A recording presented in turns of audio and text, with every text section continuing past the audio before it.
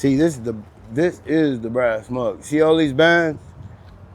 I'm not nothing. It's not for the faint of heart, let me put it to you that way. Well, the Brass Mug is a historic place. It's where a lot of death metal formed, a lot of bands formed. It's a venue that's always been open to, extreme metal, alternative, anything kind of outside of the norm.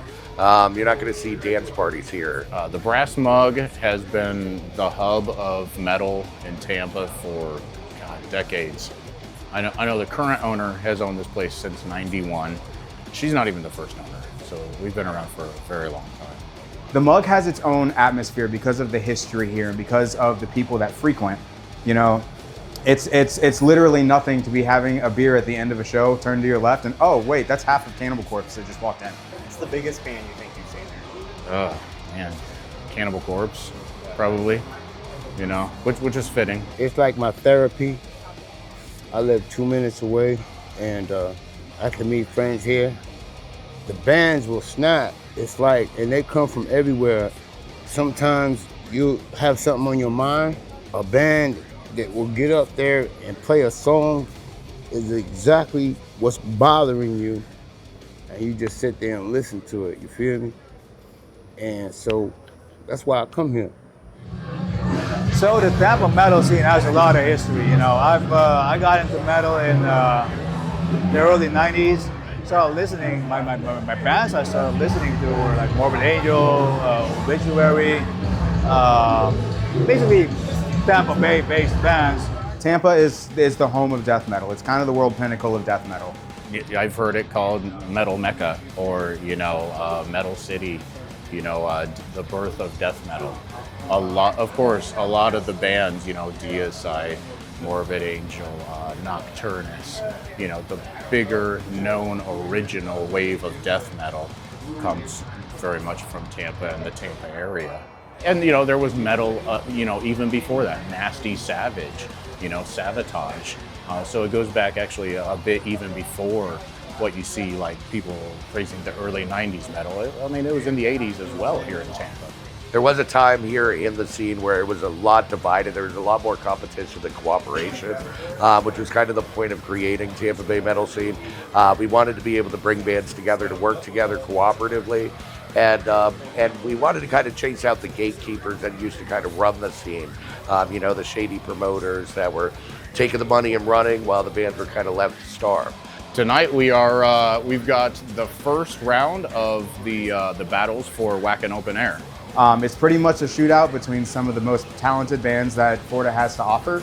The winner of this one, we get to we go to a second round. The winner of that, I believe this year, gets to go play in Jersey and battle it out to be the U.S.'s next up-and-coming band, and you get to go play Wacken. It's the holy grail of metal festivals.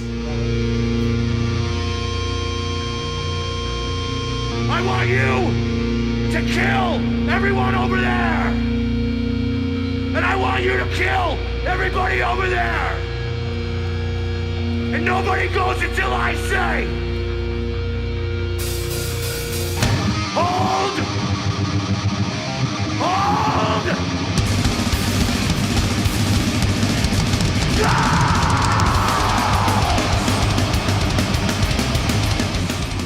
I've been working as a promoter for the Wacken Metal Battle for 10 years now. Moved to Tampa about a year ago, and I reached out to Wacken, and I'm like, there's nothing going on over here in Florida.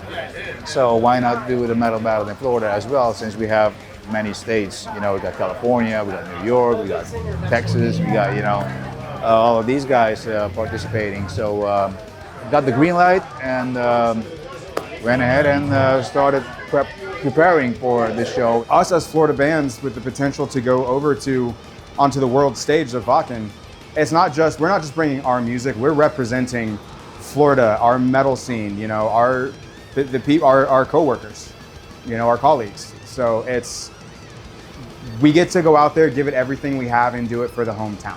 That's what's so cool about this. I'll be honest with you, I've never really been a huge fan of Battle of the Bands. I'm all about unity, so I like cooperation more than competition. However, this whole thing is a lot different.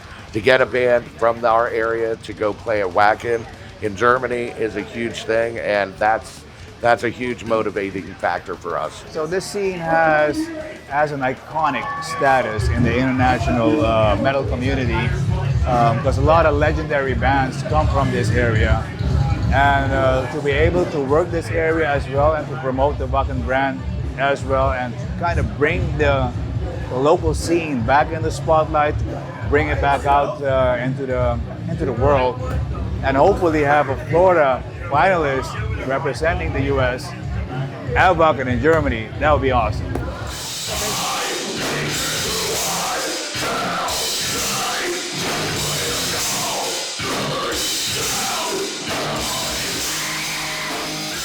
Then these people drive from everywhere and they come down here and they unhook and they walk inside and then they let the people around here feel how they feel.